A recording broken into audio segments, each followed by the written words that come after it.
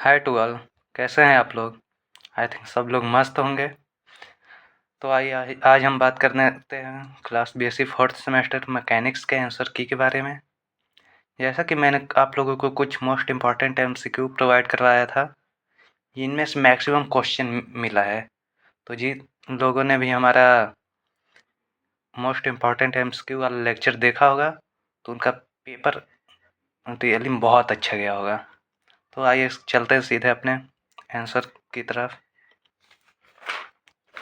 Question number first, while describing the central orbit of the following parts of the acceleration is taken as 0। तो इसका हो जाएगा option number पहले का B, transverse.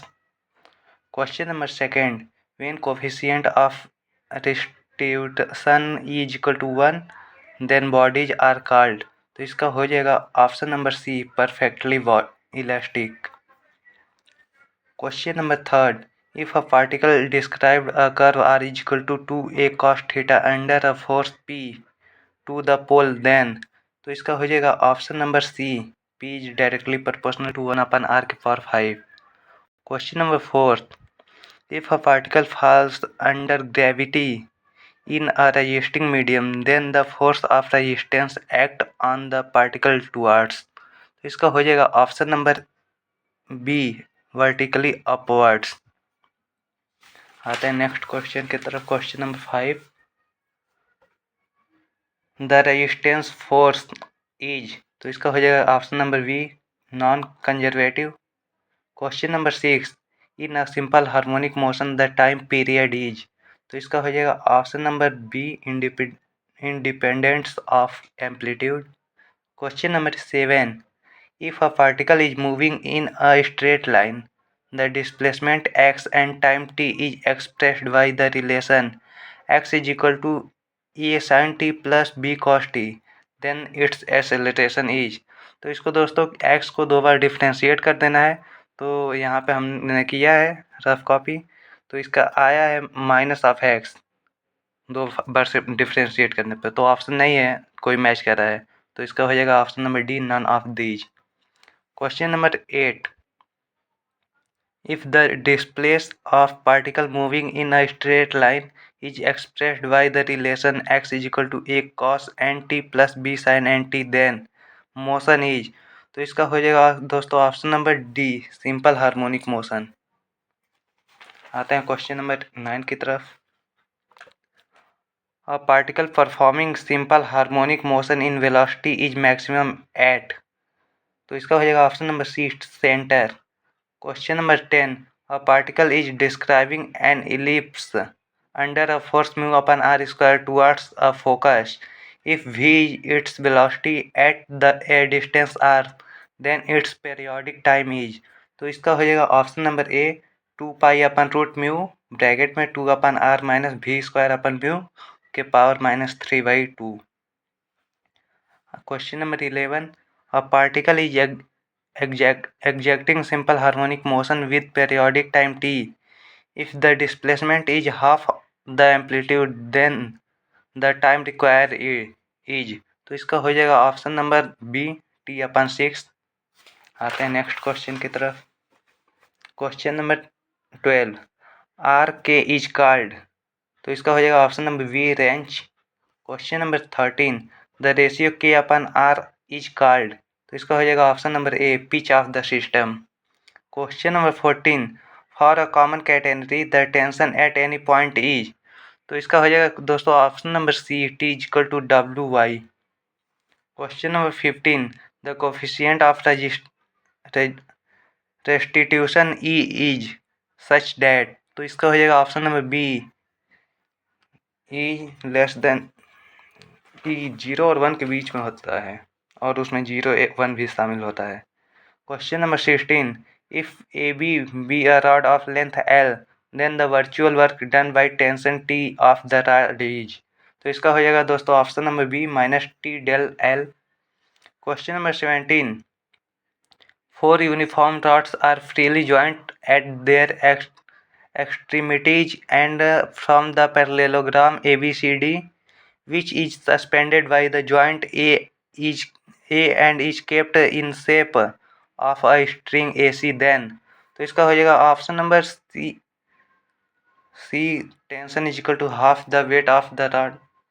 दोस्तों इसमें सी एंड ए वाले में कन्फ्यूजन है, तो ये क्वेश्चन आप लोग देख लीजिएगा, कंफर्म पता हो तो बताइएगा कमेंट में लिख के। Question number 18, normal acceleration is, तो इसका हो जाएगा ऑप्शन नंबर आपका डी, वी स्क्वायर अपन रो। आते हैं नेक्स्ट क्वेश्चन की तरफ। Question number 19, the transverse acceleration is given by, तो इसका हो जाएगा option number D, 1/r d upon dt r square d theta upon dt। Question number 20, for a common catenary relation between x and Sai is, तो इसका हो जाएगा option number C, X is equal to C log of sec psi plus tan psi. Question number 21, the normal velocity at any point on a curve is, तो इसका हो जाएगा option number D, 0। Question number 22, if the radial and transverse velocity of a particle are proportional then its path is the curve of, तो इसका हो जाएगा option number C, equiangular spiral. Question number 23, for r is equal to 0 g is equal to 0 then, तो इसका हो जाएगा option number D, neither translational motion nor rotational motion. Question number 24, when force system RG reduced into a single force then, तो इसका हो जाएगा दोस्तों option number D, Lx plus My plus Nz is equal to 0। Question number 25, d2 theta upon dt square is called, तो इसका हो जाएगा option number D, angular acceleration. Question number 26, moment of inertia of a solid sphere of radius a and mass m about a diameter is, तो इसका हो जाएगा option number A, 2/5 ma square. आते हैं नेक्स्ट क्वेश्चन की तरफ। Question number 27, for central orbit, तो इसका हो जाएगा option number B, 1/2 r square d theta upon dt equal to h/2।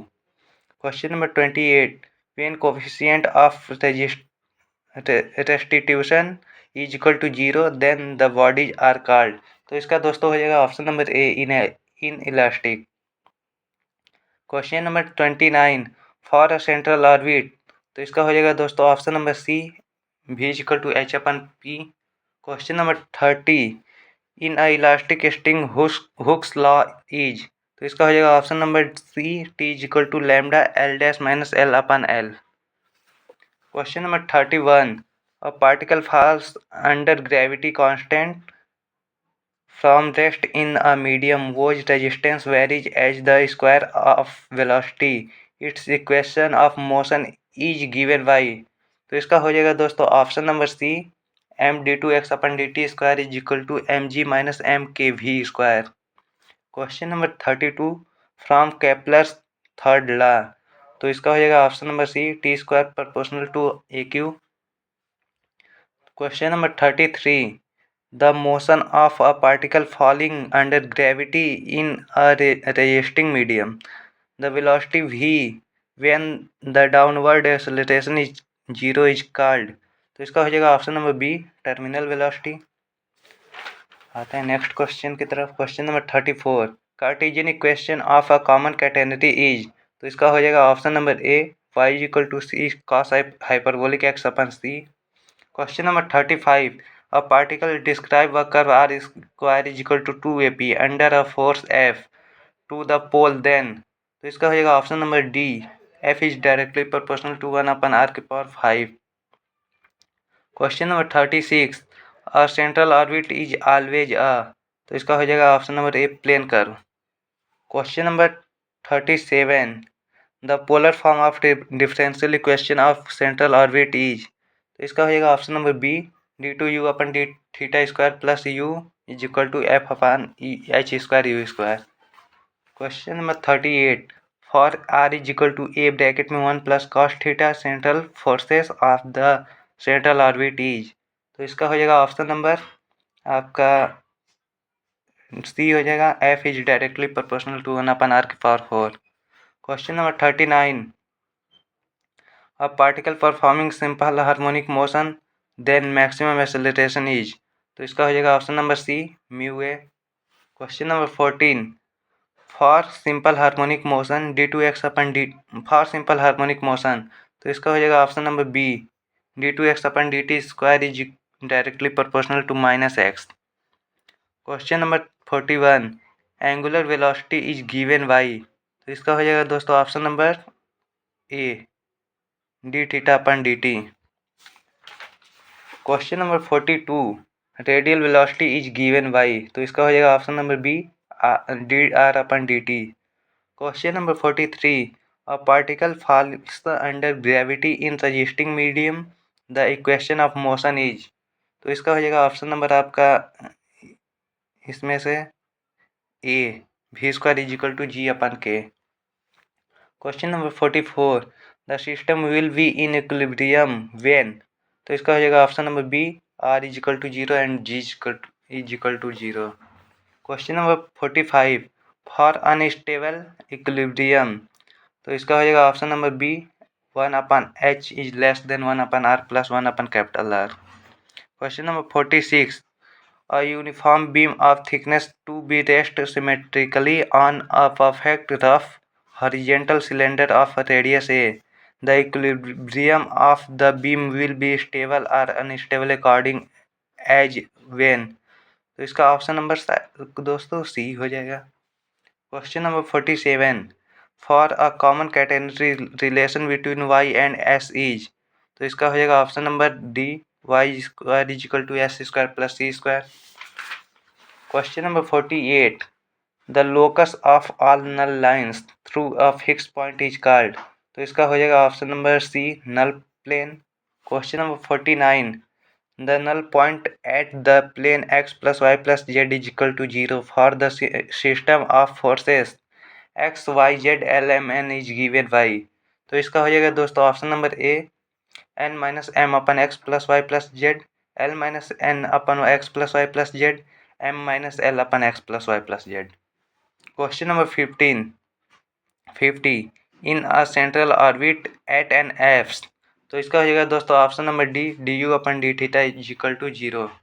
तो दोस्तों आप लोग कमेंट में ज़रूर लिख के बताइएगा कि आप लोगों का कितना कितना सही है। Thank you.